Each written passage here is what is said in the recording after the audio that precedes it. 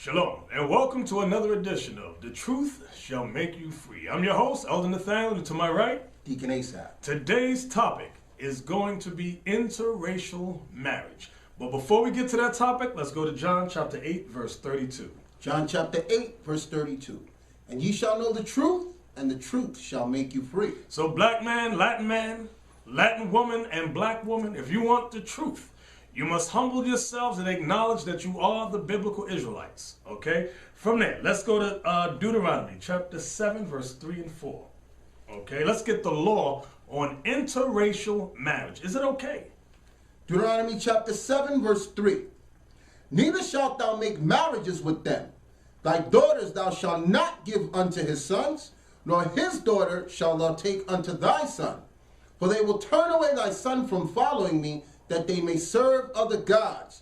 So will the anger of the Lord be kindled against you and destroy thee suddenly. So do y'all hear the law? You're not to give your sons unto their daughters, nor take their sons for your daughters. No interracial marriage. That's the law of God. But you know what a lot of you do? You search the Bible to justify your wickedness. And you go, what about Moses? Moses married an Ethiopian. Yes, Moses did marry an Ethiopian. And the Most High had mercy and allowed it. Why? Remember, where were the Israelites? In captivity. When Moses killed the Egyptian for smiting his brother, where did he run? He ran and fled to the wilderness in the land of Midian. There were no Israelites there for 40 years. So Moses married a woman and had 2 sons, okay?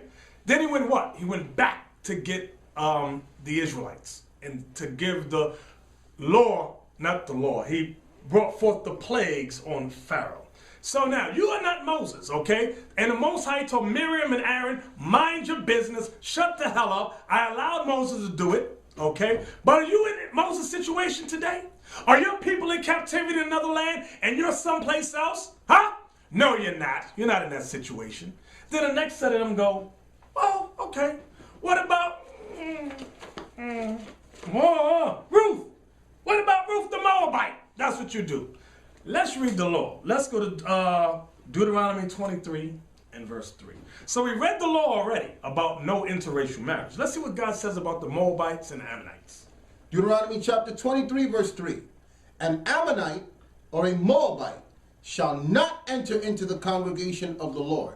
Even to their 10th generation shall they not enter into the congregation of the Lord forever. Now, your question first and foremost may be, how do you know the Ammonites are the Japanese and the Moabites are the Chinese? When you read Genesis, okay, the history of Sodom and Gomorrah, when the Most High destroyed 5 cities, okay, with meteors came down, destroyed the place, right. Okay? You had Lot in a cave with his 2 daughters, okay? Remember, his wife was turned to a pillar of salt. His 2 daughters said, listen, everybody is dead. They thought everybody was wiped out, okay? They said, let's get them drunk. Let's get them drunk. And lay with them. And lay with them, exactly. Thank you. That's what happened. So then, what happens when a daughter has sex with her father and brings forth children? What is the popular medical terminology? It's called what? Mongoloidism or Down syndrome. When your eyes, you get that funny look in your eyes, okay? That pushed in face, exactly. Those slanty eyes. They all got, and when you look at them, they all got that. Those same features. Same features, the flat face, the eyes is chinked out. Right. Okay, so one son became the father of the Japanese, that was Ammon. The other son became the father of the Chinese, that was Moab. Okay, now when you read in Ezekiel, it tells you that, I'm going to throw this in there, it says that Nebuchadnezzar took the children of Moab to the east. And remember, Babylon was already in the east, so when it said the east, it meant further east. Okay, so that's where you got your Chinese and your Japanese. Now, from there, so we got the 2 laws, right? We got the law, no interracial marriage, and we got the law about Moab and Ammon, that they shall not enter the congregation unto the 10th generation forever. So now, let's go to Judges chapter 21. We're going to hit the book of Ruth now. But before we get there, remember, the book before Ruth is the book of Judges. Now, my question to you is this. Were the Israelites keeping the laws of the Most High by the time you get to the book of Ruth? When you read through the book of Judges?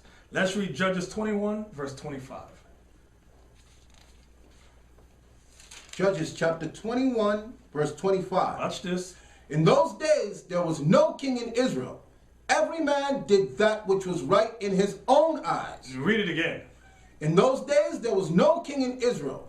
Every man did that which was right in his own eyes. Every man did that which was right in his own eyes, not according to the laws of the Most High. So the Israelites were not following the laws of the Most High.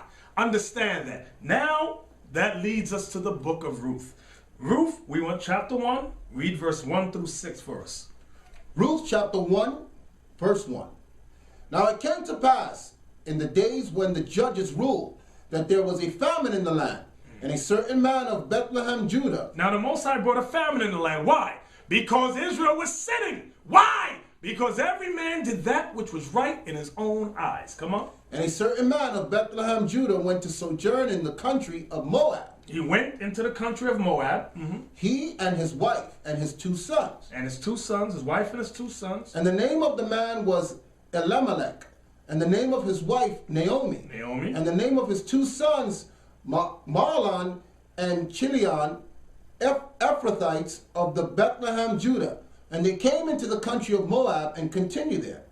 And Elimelech, Naomi's husband, died. So Naomi's husband died. Go ahead. And she was left and her 2 sons. And her 2 sons what? And she was left and her 2 sons. And they took them wives of the women of Moab. Oh, the 2 sons took wives of the women of Moab. Now, we already read the law. No interracial marriage. Don't give their sons to your daughters or vice versa. And it said, Moab and Ammon shall not enter the congregation of the Lord until the 10th generation forever. So why did these 2 brothers now marry women of Moab? Because Judges 21 verse 25, read that again for us. In those days there was no king in Israel. Every man did that which was right in his own eyes. So now get back to the marriage. And they took them wives of the women of Moab. The name of one was Orpah, and the other name of the other was Ruth. Now what verse is that? That was 4. Read down to 6. And they dwelled there about 10 years. And Mahlon and Chilion died also. So the 2 husbands, God killed them. They were put to death. They died. Okay, the 2 men died. Go ahead. Both of them.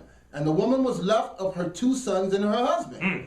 Then she arose with her daughters-in-law that she might return from the country of Moab. So Naomi got up that she wanted to return. She wanted to leave the land of Moab. Go ahead. For she had heard in the country of Moab how that the Lord had visited his people in giving them bread. So the Lord was having mercy on Israel again and giving them bread. So she wanted to return to Israel.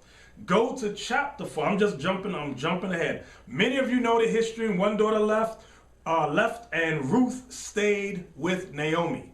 Okay? We want Ruth chapter 4 and verse 10. Now, I'm going to sum it all up to you. Naomi said, why don't you go back to your own people? Ruth said, no, let your people be my people. Let your God be my God. She said, I want to stay with you, Naomi. They go back to the land. And what happened? Deuteronomy 4 and 10, please. Ruth chapter 4, verse 10. Go ahead. Moreover, Ruth and the Moabitess, the wife of Mahlon, have I purchased to be my wife. So stop right there. Now this is Boaz speaking. Boaz the Israelite, okay? He purchased Ruth the Moabite to be his wife. Now when you read this whole story in here, we don't have all day to read it, but read it on your own. It said one of the closest of kin to Ruth's husband did not want her. Remember, the 2 sons died. So one of the daughter-in-law of Naomi left. Okay, Ruth wanted to stay with Naomi. She said, let your people be my people and your God be my God. But there's a problem. Okay, watch this. There was a law that there should be no sons of Israel cut off. Okay, so what happened? There was a law that said the nearest of kin had to marry the wife to raise up seed. Watch this. Go to Ruth 4, and we want to start at verse 4 to 6. Ruth chapter 4, verse 4.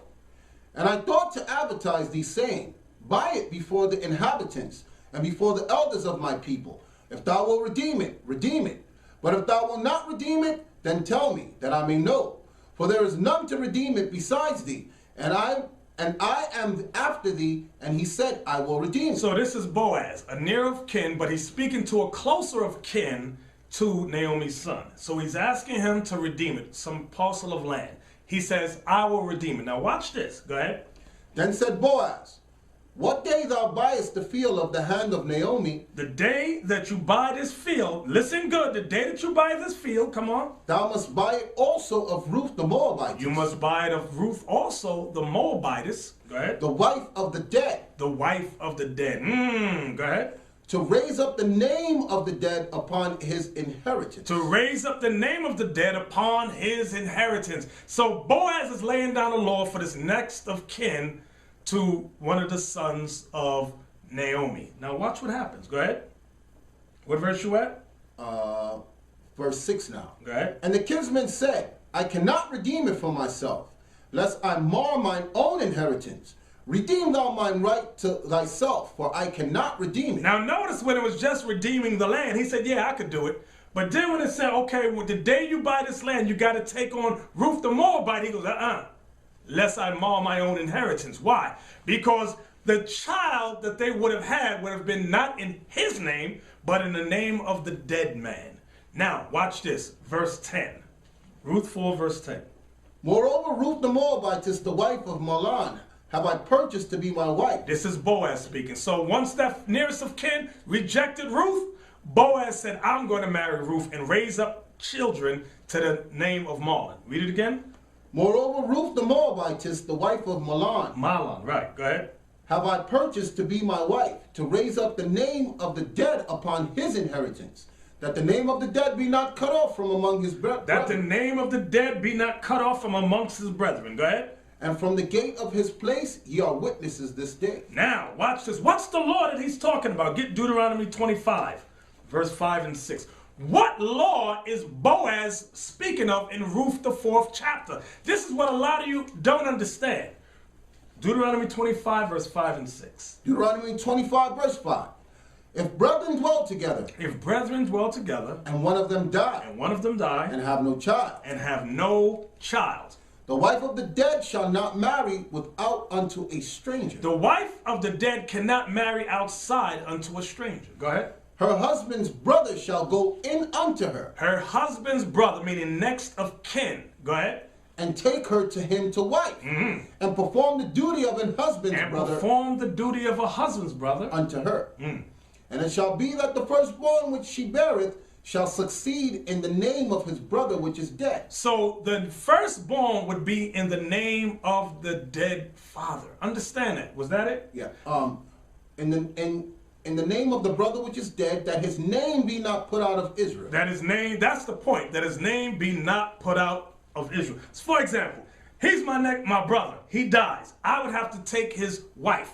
Our firstborn child would be in his name. All inheritance would go to the son in his name, not mine.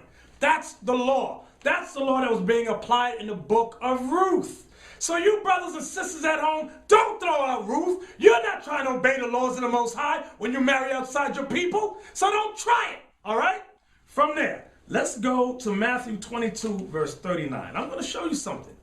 Boaz saw it as kindness, but there's a law that Boaz understood. He understood the law about raising up seed to the dead. Okay, now this also, Matthew 22, verse 39.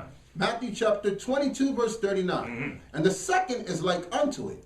Thou shalt love thy neighbor as thyself. You hear that? Thou shalt love thy neighbor as thyself. That's what Boaz was applying. Because Boaz respected the laws of the Most High. He said, why should the name of this brother in Israel be cut off? He said, I'll take Ruth as my wife and raise up children in the name of my dead brother. He loved his neighbor as he loved himself. Now watch this. Matthew 1. Matthew chapter 1 and verse 5. That's why Ruth and Boaz are mentioned in the genealogy of Christ. Matthew 1 verse 5. Matthew chapter 1 verse 5. And Salmon begat Booz of That's Boaz. Boaz. And Booz begat Obed of Ruth. Begat Obed of Ruth. Was that it in verse 5? That's it. That's why they're mentioned there. Why? Because they applied the law, love thy neighbor as you love yourself. That's why when Christ came, he was always teaching the Israelites, love ye one another. That's something you blacks and Latinos don't do. You black men, you despise each other, just like you Latin men despise each other. From there, let's go to Exodus chapter 12 and verse 38. Exodus chapter 12, verse 38. So for your time of mentioning Ruth to justify yourself is over, okay? Exodus 12, 38. Exodus chapter 12, verse 38. And a mixed multitude went up also with them, and the flocks and the herds, even very much cattle. And they baked unleavened cakes of dough, which they brought forth out of Egypt. That was 38?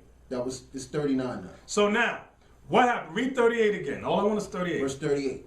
And a mixed multitude went up also with them, and the flocks and the herds, and even very much cattle. So now, when the Most High delivered the 12 tribes of Israel, a mixed multitude of nations ran out behind the Israelites. We leaving Egypt too. We leaving with y'all.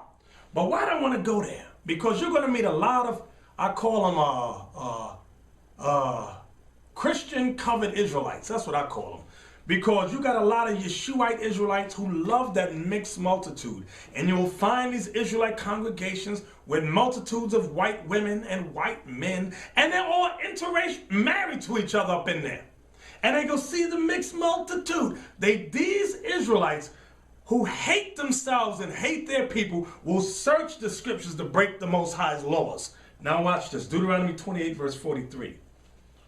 Deuteronomy 28 and verse 43. Now, a mixed multitude ran out behind the Israelites. Watch this. Deuteronomy chapter 28, verse 43. The stranger that is within thee shall get up above thee very high, and thou shalt come down very low. You hear what the law said? What the prophecy is for the Israelites? This is Deuteronomy 28. Now read verse 15 for us, please. Deuteronomy 28, verse 15. I'm bringing this back to your memory. But it shall come to pass, if thou wilt not hearken unto the voice of the Lord thy God, to observe to do all his commandments and his statutes which I command thee this day, that all these curses shall come upon thee and overtake thee. If you don't hearken to the Lord your God and obey all these commandments, then all these curses will come upon you and overtake you. Verse 43 now. Let's see about the strangers. Remember, the mixed multitude of strangers ran out behind us? This is what God says to us. Verse 43. The stranger that is within thee shall get up above thee very high. Who is the stranger that was within us? The strange nations that ran out behind us in Exodus 12, verse 38. Read it again. The stranger that is within thee shall get up above thee very high. So what does the Lord say? He says, you Israelites, if you break my laws, you see those strange nations amongst you that ran out behind you in Egypt, from Egypt? If you break my laws, although they're your slaves now, those mixed nations, those strangers, they're going to get up above you very high. Read it again. The stranger that is within thee shall get up above thee very high, and thou shalt come down very low. Meaning you Israelites would become the slaves. Those strangers are the slaves now, but if you break my laws, they shall be the head and you shall be the tail. Read on. He shall lend to thee. The strangers shall be the ones lending to you. And thou shalt not lend to him. And you Israelites would not lend to them. Go ahead. He shall be the head. Those strangers, those nations that are your slaves right now, they shall be the head, meaning the leaders of you. And thou shalt be the tail. Meaning you shall be the slave. Understand that. Now, watch this. Let's go to Joshua 23. I'm going to remind you of the law again. Joshua 23, verse 11 through 13. I'm going to remind you of the law again. Okay? Joshua 23, verse 11. We want 11 to 13, and that's it. Take good heed, therefore, unto yourselves, that ye love the Lord your God. Else if ye do in any wise go back and cleave unto the remnant of these nations. If you go back from God's laws and cleave unto the remnants of the nations that are around you. Even these that remain among you, and shall make marriages with them. So what is Joshua reminding them? He said, if you leave the Most High's laws, and you make marriages with these other nations, and go in unto them, and they to you, know for a certainty that the Lord your God will no more drive out any of these nations from before you. See that? Joshua reminded you Israelites. He said, if you make marriages with these other nations, the Lord your God would no longer go before you, meaning he won't protect us no more. Go ahead. But they shall be snares and traps unto you. Meaning these other nations that you married, they shall be snares and traps. Now, aren't these other nations that our people marrying today snares and traps? That's right. Look what happened to OJ. You see what happened, right? Got all caught up, all into the midst of madness. Snares and traps. Come on. Down to 13. And scourges in your side. And scourges in your side, meaning they always going to cause you problems. Go Go ahead. And thorns in your eyes. Thorns in your eyes. Until ye perish from off this good land which the Lord your God hath given you. Until you perish from off this good land which the Lord your God given. So Joshua reminded us of the law. He said, in case you forgot what Moses commanded you, I'm going to remind you again. So now watch this. Let's go to Nehemiah 13. Nehemiah chapter 13. Because now what happened after Joshua, sometime later, the Israelites went into captivity. The nation of Israel split into two kingdoms, and the Israelites went into captivity. You had the Assyrian captivity, you had the Babylonian captivity, then you had the Persian Mede captivity. Nehemiah, the prophet, is in the Persian captivity. Watch this. Nehemiah chapter 13, we want verse 23 to 27. Nehemiah chapter 13, verse 23. Watch this. In those days also saw I Jews that had married wives of Ashdod. Africans? So wait a minute. Nehemiah was able to go back to the land of Israel, our homeland. Then he said, in those days did I see what? I saw Jews that had married wives of Ashdod. Who are the Jews? Remember, the Jews comprised of three tribes primarily: Judah, Benjamin, and Levi. That's who was termed Jews. Read it again. In those days, I saw Jews that had married wives of Ashdod. They married wives of Ashdod, Africans. Of Ammon. And Japanese. We already read the law earlier about not to be with them. Right. Go ahead. Of Ammon and of Moab. Moab, the Chinese. Go ahead. And their children spake half in the speech of Ashdod. And their children, when Nehemiah looked at their kids, he said their kids speak in the half in the language of what? Ashdod. And could not speak in the Jews' language. And could not speak Hebrew. So what was happening? The mothers took control of the kids, just like today. What we're reading here is synonymous for your life today. The mothers are the ones raising the kids. So at that time, the mothers didn't raise their kids in the laws of the Most High. The mothers were women of other nations. The mothers raised them in their language. The mothers taught them their gods. Read it again. In those days also saw I Jews that had married wives of Ashdod, of Ammon, and Moab. And their children spake half in the speech of Ashdod, and could not speak in the Jews' languages, but according to the language of each people. But according to the language of each people, whether it was Ammon or Moab, come on. And I contended with them. Come on. Cursed them. And what? And cursed them. Ooh, he cursed those Israelites that did that, come on. And smote certain of them. And he smacked some of them upside the head. And plucked off their hair. And made them swear by God, saying. And made them swear by the Most High God and say what? You shall not give your daughters unto their sons. So he's quoting the law to them. He said, you shall not give your daughters unto their sons. Come on. You shall not give your daughters unto their sons, nor take their daughters unto your sons. And don't take their daughters unto your sons. For yourselves. For yourselves. Did not King Solomon... Wait. Read this part slow. Did not Solomon, king of Israel, sin by these? Did not King Solomon sin by these things? Meaning, didn't Solomon do the same thing? And it's called what? Read that again. I want you to stress that word. Did not Solomon, king of Israel, sin by these things? It's a sin. It's a sin.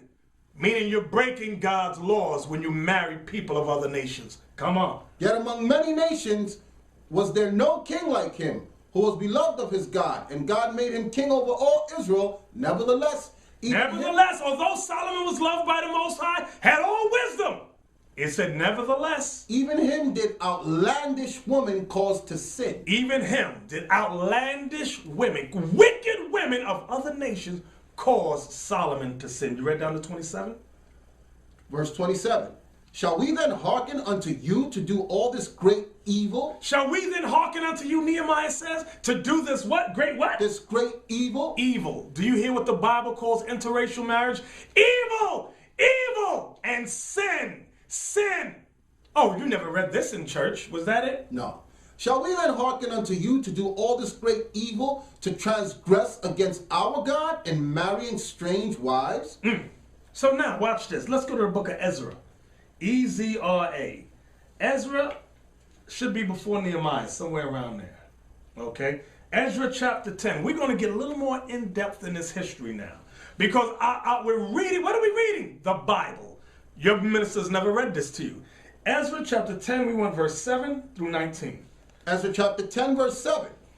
And they made proclamation throughout Judah and Jerusalem unto all the children of the captivity, that they should gather themselves together unto Jerusalem. Now remember, Ezra also lived during the time of Nehemiah. This was during the Persian Mede captivity. Come on. And that whosoever would not come within 3 days, according to the counsel of the princes. So they made a proclamation. They said, we want all the Jewry, Judah, Benjamin, and Levi, and you scattered remnants, you got to come up to council. And whoever would not come up in 3 days, come on. According to the counsel of the princes and the elders, all his substance should be forfeited. He said, whatever land you got, this is Ezra, the high priest. Ezra said, whatever land you got, whatever you own shall be forfeited you if you don't come up to council. Come on. And himself separated from the congregation. And yourself shall be separated, meaning put out, banished. Go ahead. Of those that had been carried away. Come on. Then all the men of Judah and Benjamin gathered themselves together unto Jerusalem within 3 days. In 3 days, Judah and Benjamin gathered themselves together. It was the 9th month, on the 20th day of the month. It was the 9th month, on what day? On the 20th day of the month. Come on. And all the people sat in the street in the house of God, trembling because of this matter, and for the great rain. So it was raining, and all the people were trembling because of this great matter. Come on. And Ezra the priest stood up and said unto them, Ye have transgressed, and have taken strange wives. So now you see what the council's about. Read that part again. Ye have transgressed. Meaning you have sinned. By what? Have taken strange wives to increase the trespass of Israel. Ezra's letting them know the Most High gave us mercy to allow us to come back to our homeland. And you men, you've transgressed the laws of God by marrying these women of other nations. Come on. And Ezra the priest stood up and said unto them, Ye have transgressed and have taken strange wives to increase the trespass of Israel. Now therefore make confession unto the Lord God of your fathers, and do his pleasure, and separate yourselves from the people of the land. And what? And separate yourselves from the people of the land. Separate yourselves from the people of the land. Do you hear the law? Separate yourselves from the people of the land. Hold that. I want you to hold that real quick. No, I'll get the verse later. Keep going. And from strange wives. So you Israelites that's in these other Israelite camps, and you walking in these camps and saying, whoa, they all married to these other nations. Get out of there. If those Israelite leaders can't repent, leave those congregations. Why? Because it's sin. It's transgression of the Most High's laws. Come on. We went down to 19, remember. Verse 12. Then all the congregation answered and said with a loud voice, As thou hast said, so must we do. Here with all the congregation, they said, As thou hast said, we shall do. Because what Ezra proclaimed, did he make it up out of his own mind? No, it was based upon the laws of God. He read them the law. And the people said, we will obey the laws of God. Come on. Verse 13. But the people are many, and it is a time of much rain, and we are not able to stand without. Neither is this a work of 1 day or 2. So they said the people are many, and the rain is heavy. We can't do this in one day. Go ahead, read it again. But the people are many, and it is a time of much rain, and we are not able to stand without. Neither is this a work of 1 day or 2, for we are many that have transgressed in this thing. It said many of us have transgressed in this thing. Come on. Let now all rulers of the congregation stand, and let all them which have taken strange wives in our cities come at appointed times, and with them elders of every city and the judges thereof, until the fierce wrath of our God for this matter be turned from us. So they knew judgment was coming. They wanted the fierce anger of God to turn from them. So if you want the judgment of God to turn from you, repent. That's what this is showing us. We must repent. What verse was that? That was verse 14. We're going down to 19. Go ahead. Only Jonathan, the son of Asahel, and Jahaziah, the son of Tikvah, were employed about this matter. And Meshullam and Shabbethiah, the Levite, helped them. And the children of captivity did so. Come on. And Ezra the priest, with certain of the chief of the fathers after the house of their father, and all them by their names were separated, and sat down in the first day of the 10th month to examine the matter. So now this is the first day of the 10th month. Come on. And they made an end with all the men that had taken strange wives by the first day of the first month. So by this time they made an end of all the matters regarding the men who had taken wives of other nations. Come on. That was 17. Down to 19. Go ahead. And among the sons of the priests were found that had taken strange wives, namely of the sons of Jeshua, the son of Jezodak, and his brethren Maaseiah. So now they're revealing even the priests, the Levites, had sinned in this matter. Go ahead. And Eleazar and Jarib and Gedaliah, and they gave their hand that they would put away their wives. And they being guilty, they offered a ram of the flock for their trespass. And they being what? Guilty, they offered a ram of the flock for their trespass. So do you hear this? Do you hear the law and the history? So now here we are. In the United States of America, our last captivity. And many of you are guilty of the same sins our forefathers was doing. When will you repent? When will you make up your mind and say, I must repent? I must put away these women of the other nations. Huh? When will you do that? From there, let's go to Malachi chapter 2. The book of Malachi chapter 2. I'm showing you that the Most High God is against interracial marriage. Malachi 2, all we want is 2 verses. Verse 11 and 12. Malachi chapter 2 verse 11. Listen good. Judah hath dealt treacherously. Now he's going back to this black man, the American black man Judah. He says, Judah have dealt treacherously. And an abomination is committed in Israel. And an abomination is committed in Israel. What is the treacherous and what is the abomination that Judah has committed? And in Jerusalem, for Judah hath profaned the holiness of the Lord which he loved. How? And hath married the daughters of a strange God. Married the daughter of a strange God. He married Judah, the tribe of Judah, married the daughters of a strange God. Read that verse 11 again. Judah hath dealt treacherously. I want you to stress that A word in there. Judah hath dealt treacherously, and an abomination. An abomination. Abomination. Abomination. Whoa, come on. And an abomination is committed in Israel and in Jerusalem. For Judah hath profaned the holiness of the Lord which he loved, and hath married the daughter of a strange God. What verse was that? That was 11. 12 now. The Lord will cut off the man that doeth. Wait, read that again. The Lord will cut off the man that doeth. Read that again. The Lord will cut off the man that doeth. The Lord will cut off the man that doeth this. You hear what the Bible says? This ain't our words, brothers. This ain't how we feel. This is what the Bible says. Our job is to tell you and teach you what thus saith the Lord, because your ministers have not taught you nothing. Come on. The Lord will cut off the man that doeth this, the master and the scholar. The master and the scholar. Why is he saying the master and the scholar? Because a lot of you so-called Negroes, you become masters and scholars in society, and you become uppity. They make a few $1 million, and what's the first thing a Negro with money does? He marries the white woman. Look at your basketball players. Look at many of your entertainers, your actors, your athletes. They married the white woman. Don't they got the white man got little cliques of women that they raise up to marry these dumb ball players. Purpose. For that sole, how to get a nigga's money. Go out there and shake your booty, because a nigga think he ain't made it until he get a white woman. That's right. Okay. Did you finish verse 12? The Lord will cut off the man that doeth this, the master and the scholar out of the tabernacles of Jacob, and him that offer an offering unto the Lord of hosts. And no matter even if you offering offerings, if you guilty of this sin, the Bible says God will cut you off. So what you doing? You in these other little silly congregations, marrying wives of other nations, talking about the Lord's going to accept my Edomite wife, or my Moabite wife, or my African. No, no, no. The Lord ain't accepting that. We're reading the law to you now. We're reading the history and the prophecy to you now. From there, let's go to Tobit in the Apocrypha, the book of Tobit, chapter 4. We want verse 12 and 13. Okay? So now, you know the only thing that the man has up on a woman? Meaning this. The Israelite man, remember how genealogy is determined. It's determined upon the seed of the man. Meaning this.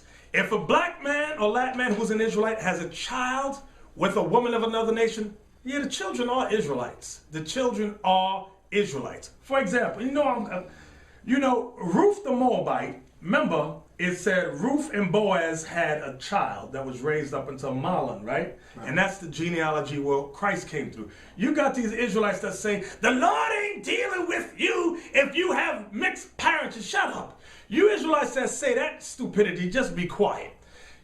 King David's great-grandmother was Ruth the Moabite. That's right. She was their child was through the lineage that Christ came out of. So be quiet. The difference was that child was an Israelite child. Why? Because Boaz put the seed in Ruth and the son. You are what your father is.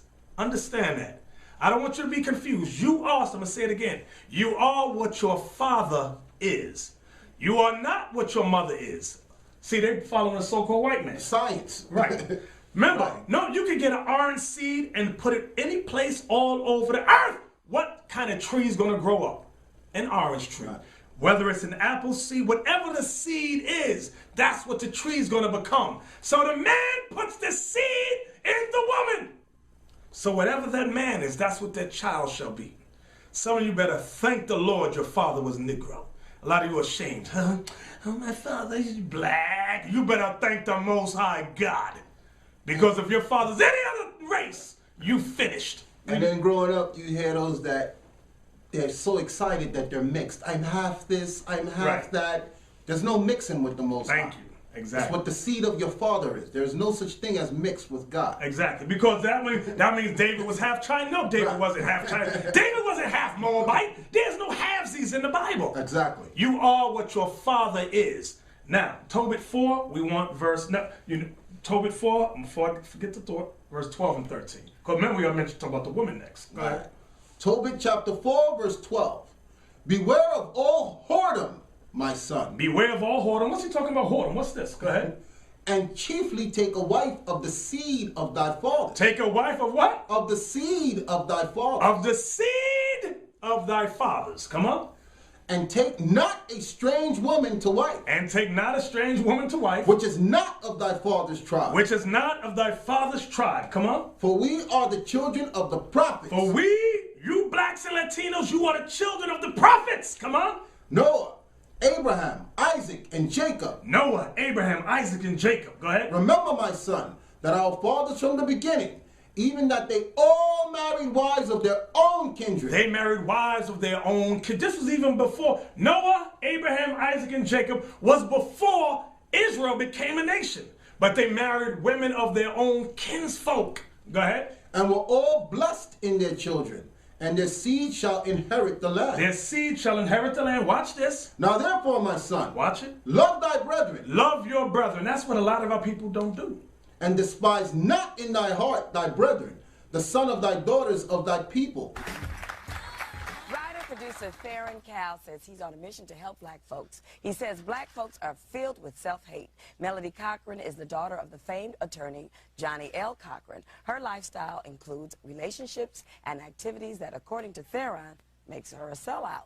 Please welcome Theron Cal and Melody Cochran. Now that is like a very aggressive statement to start off with you. Do you know this woman to call her a sellout? No, I've never met her. What is a sellout? So why is my definition of a sellout is somebody who's black, who's harming or hurting other blacks, and someone who's black who dates and or marries non-black. So what category does Melody fall under for you to call her a sellout? Well, I don't know, but if she's dating outside of her race, then she would fall into category number 2.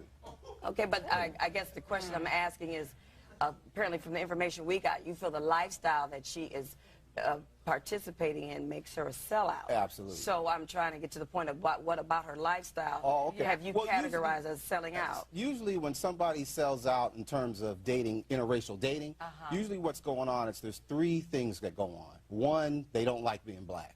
2, they're not too comfortable with themselves. Now, is this your own opinion, or how did you get... 3, they basically would prefer white culture. Okay. Okay. So what do you base this on? Is this your own personal? This is the research. You know, in doing the Sellout Diaries, we did a lot of research. We talked to a lot of people.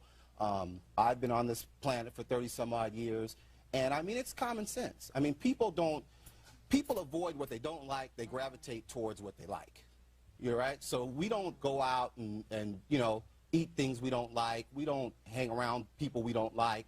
And when you choose to exclusively date outside of your race, I mean, you don't have to do an extensive study to figure out what's going on. She's avoiding black men because she doesn't like them. I mean, we can be honest. Now, Theron, what if you like a little variety? That's okay. You can sell out and then come back home, and that's all. So we don't have a problem with that. So is this only for black culture or for all? Okay. With dating outside of my race. Okay, would you tell the truth? You don't like black people. You don't like black men. Let's tell the truth. It's okay. There's nothing wrong with it. But wouldn't you date black men if you liked them? Read that part again. And despise not in thy heart thy brethren, the sons and daughters of thy people, and not taking a wife of them. For in the pride is destruction and much trouble, and in lewdness is decay and great want. For lewdness is the mother of famine. So you hear that? It says, don't despise your people in not marrying one of them. So what is the Bible saying when you marry outside your race? You hate your people. Nicole Marchand is celebrating another birthday. At 31, she's accomplished a lot. She's a prosecuting attorney and running for state court judge. It'll be a $500 fine. Nicole isn't the kind of woman you'd find standing by on the sidelines of life. But you would find her here, at the Georgia Dome, cheering on the Atlanta Falcons. You've heard of a man's man. Nicole is the quintessential man's woman. She appears to have it all, and yet she's still single. 42% of black women have never been married. That's double the number of never married white women. We broached this serious dilemma with comedian turned relationship guru Steve Harvey, author of the book Act Like a Lady, Think Like a Man.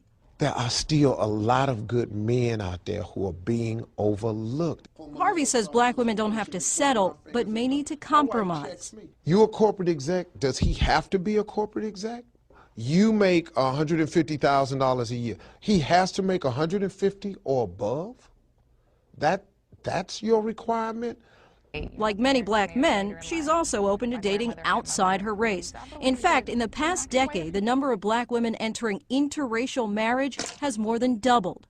I just feel that there's a lot of taboo associated with dating black women because I don't think that they're necessarily going to want to take us home to see mama. You hate your people because a lot of you hate yourselves. A lot of you black women too. You know what they say? Well, there's no black people in my circle. Then you better change your circle of friends. Fine, you go to work, you got all the other nations around you, but you better go home to your people. You better go home to your people and marry a son or daughter of your people. You got basketball players where there's no black women around from you lying black men.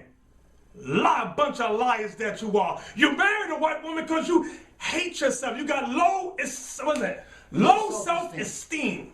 You feel you ain't made it unless you got the white woman on your arm. Okay? That's how you feel. That's what you think. And the Bible proves it. God says you despise your people when you marry somebody outside your race. Melody says she doesn't date black men because, in her words, they're cheap, and they're always making excuses for why they can't succeed. Melody also says, I think I'd rather stick pins in my eyes than date a black man. I think they're cheap. They call you up on the phone. Even if I see like a cute black guy, I give him my phone number. He calls me, and he just wants to talk. He talks, never say, you know, let's go out or let's do this. It's just talk till my face is blue. I'm like, I don't want to talk. I could be doing something else. Then if they do want to take you out, if you go out, it's barbecues or something tacky. What do they tell you about black women? They say that they're greedy, that sort of like her, how she is. I'm not greedy. I work 6 days a week. I have my own business, okay? Right. I just have a higher standard than what they're willing to give. When they get to the high level, they get a white woman. All I have are the scraps. I don't want them. Okay? From there, let's go to Nehemiah chapter 9 in the Bible. Nehemiah chapter 9. I'm going back to the issue on the strangers because you got these funky little Israelite congregations popping up, and I got the white woman, brother. I'm going to show you what the law says again in case you forgot. Nehemiah chapter 9, verse 2. Nehemiah chapter 9, verse 2. And the seed of Israel separated themselves from all strangers. And the seed of Israel, meaning all the children of Israel, what? Separated themselves from all strangers. Separated themselves from all strangers. Separated themselves from all strangers. You know it's going to be a sad day. A sad day when you realize that this Bible is a true book. This Bible is the only true book. I'm going to show you something. Habakkuk 2. Go to Habakkuk 2, verse 5 through 9. Okay? Habakkuk 2, 5 through 9. Okay? Watch this. Okay? Because a lot of you get in this thing, you just want to marry all the other nations. Some of you are a rainbow coalition. Habakkuk 2, 5 through 9. Habakkuk chapter 2, verse 5.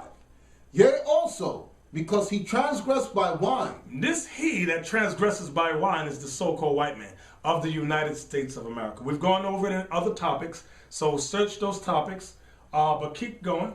Yea, also because he transgresseth by wine. Now the wine that he transgresses by is his lies, his political agenda, his constitution. For example, they allow you in the Constitution, you have certain inalienable rights. You can go out and marry whoever you want. Go ahead.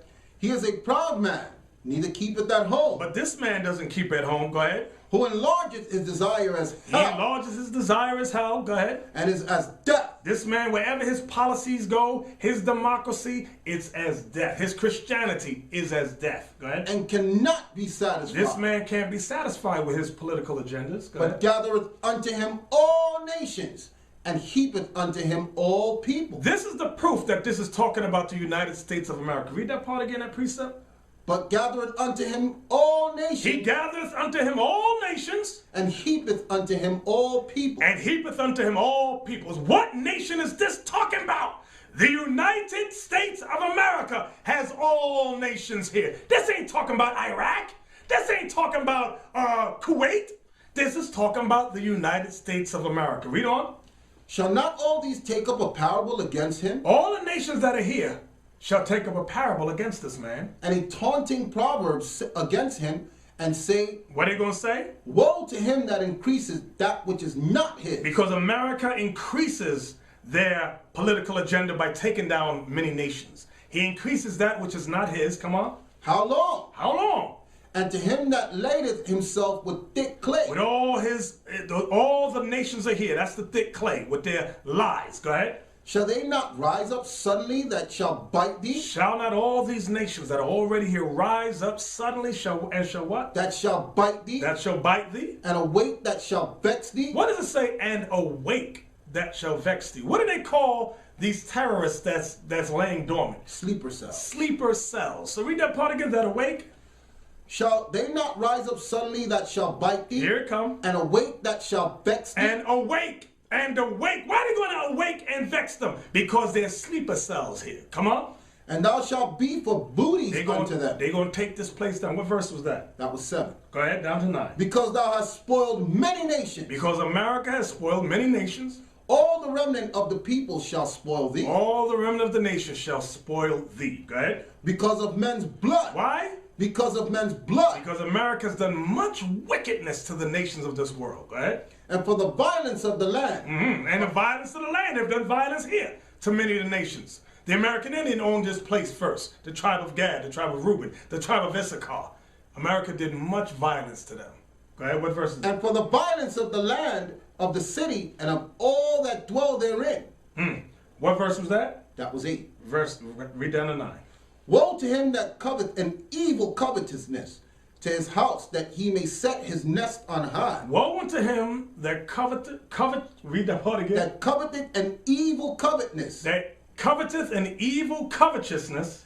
To set his house, that he may set his nest on high. That he may set his nest on high. That's talking about when they set their nest on the moon. That's the high it's talking about. Why is it saying nest? Because when America landed on the moon, they said the eagle has landed. Was that it in 9?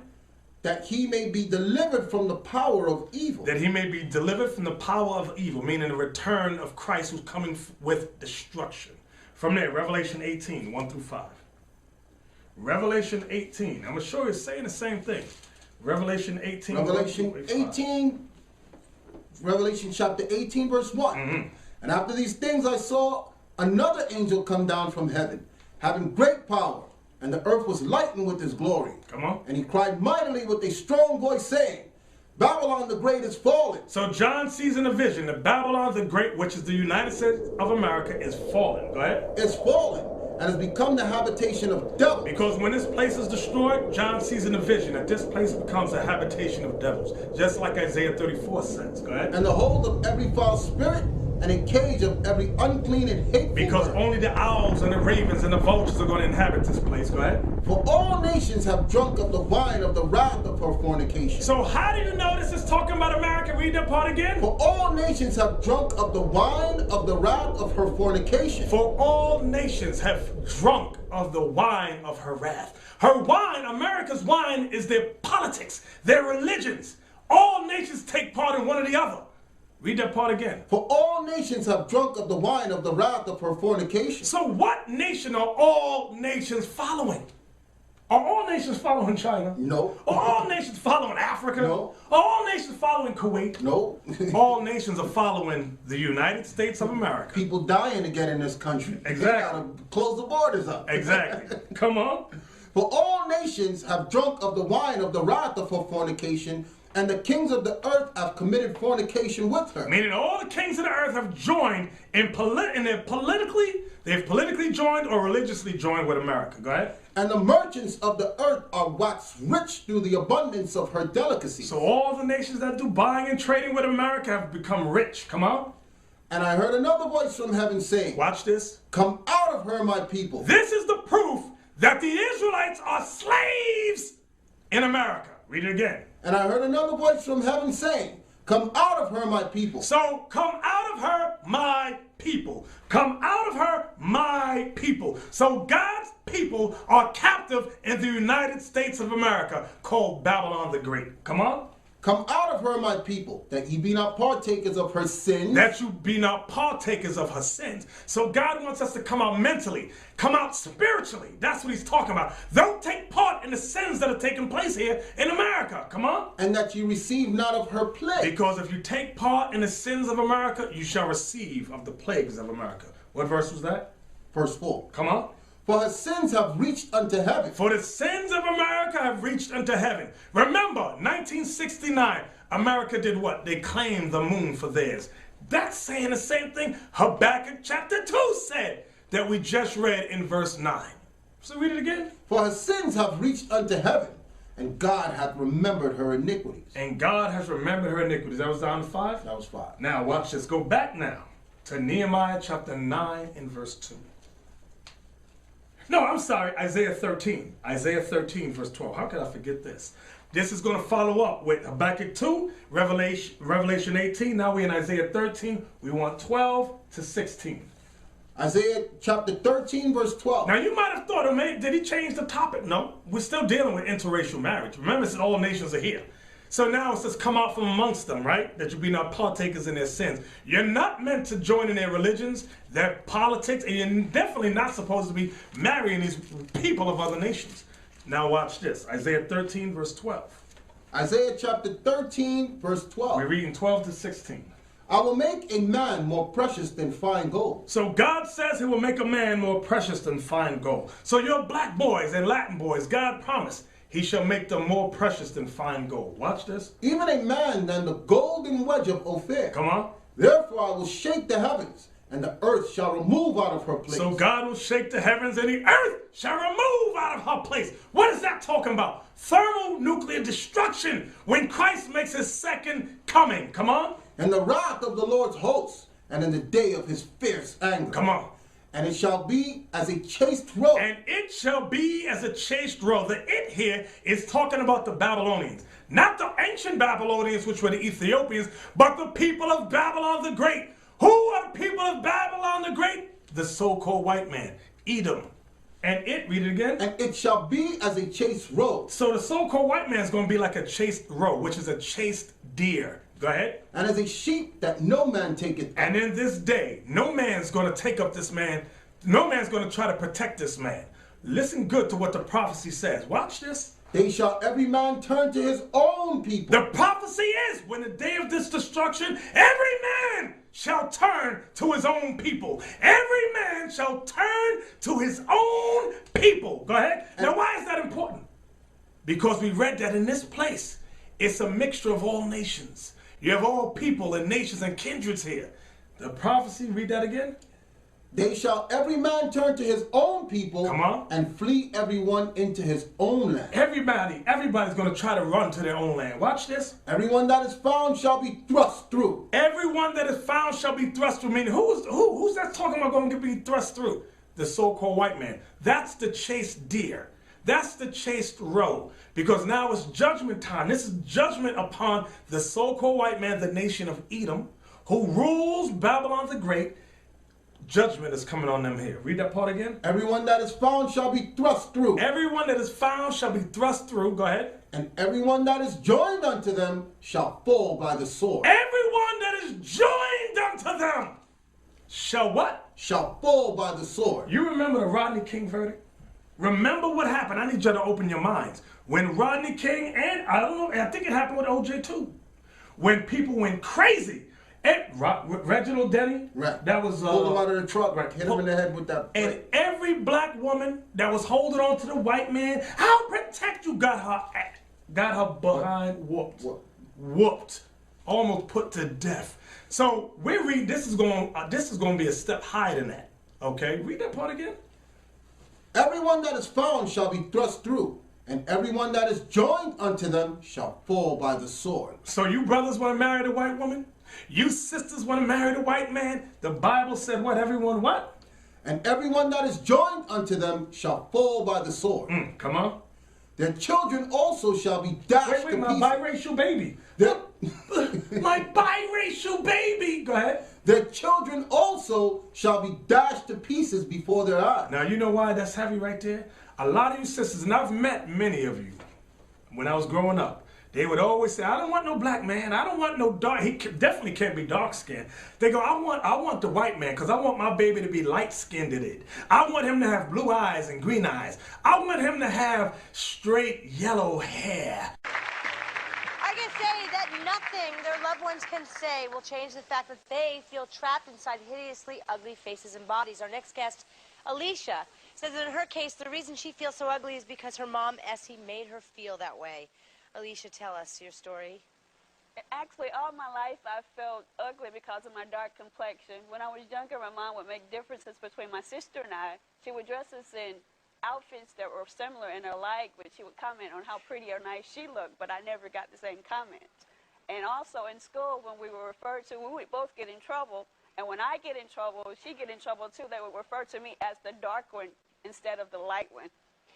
And my mom would also compare us to the point to where she would discipline me harsher than she would my sister. And you think it's because of your skin coloring? Well, yeah, she would make comments on the fact that I reminded her of my dad. My dad was dark complected too, and she disliked him and took it out on me to the point and said she, disliked me because I looked like my dad. Well, no, when I was growing up with my mom, my son, when I was carrying my older son, she would tell me the comment that she wished my son was not dark. She didn't want a dark grandbaby, and that affected me. Well, tell her, how did that affect you? It made me feel unloved. Yeah. It made me feel you didn't accept me for being a dark-skinned daughter instead of the bright daughter. But do you realize, Mom, that she would rub her face with a scouring pad to try to lighten her skin? No. You didn't know that? No. Lauren, you have a theory on this. Yes, well, this stems from very deep-rooted issues in the African-American culture and community. It stems from slavery. They're all going, Yeah, it is. And these issues are very alive and well. I see many African-American sisters and brothers in the audience going, yeah, because we've all grown up with that. We live in a society dominated by white media, white images, and therefore we're bombarded with this notion that whatever is closest to white is right. That's what a lot of you sisters have said. And I grew up listening to your evil speech. But you know what? The Most High is going to get the last laugh. And you know what's the only difference between you and the black man, black woman? The black man that repents, if his children are Israelites, if they get their minds right, those children are Israelites. They can be saved. They can be delivered.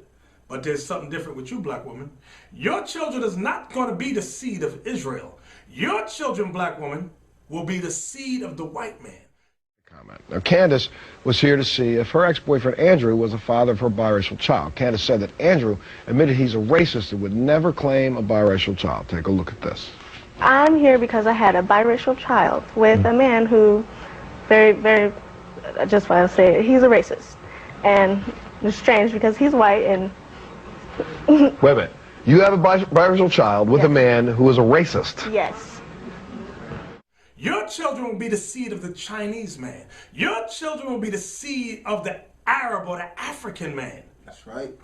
There's no salvation for them. Salvation. No salvation for them. They're going to get punished.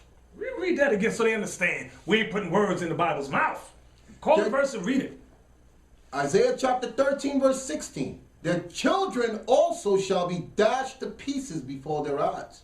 Their houses shall be spoiled, and their wives ravished. What verse is that? That was 16. Now, so we can't change it, sister.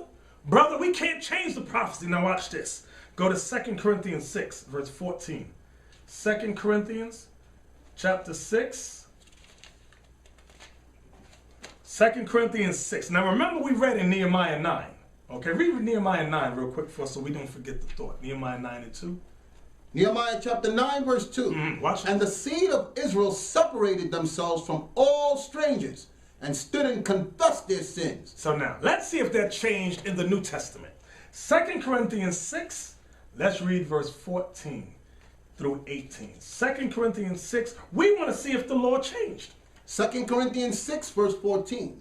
Be ye not unequally yoked together with unbelievers. Be not unequally yoked together with unbelievers. Go ahead. For what fellowship hath righteousness with unrighteousness? What fellowship hath righteousness with unrighteousness? And what communion hath light with darkness? Come on. And what concord hath Christ with Belial? Come on. Or what hath he that believeth with an infidel? That's the other nations too. Go ahead. And what agreement hath the temple of God with idols? Watch this. For ye are the temple of the living God. You Israelites, you are the temple of the living God. Come on. As God hath said, I will dwell in them and walk in them, and I will be their God, and they shall be my people. Come on. Wherefore come out from among them, and be ye separate. Wherefore, wait, we got to read that again, because that's saying the same thing Nehemiah 9 and 2 said. Read that again. Wherefore come out from among them, and be ye separate. Read it again. Wherefore come out from among them, and be ye separate. Read it again. Wherefore come out from among them, and be ye separate. Wherefore come out from amongst them, and be ye separate. So what are you brothers talking about? It's okay to marry women of other nations.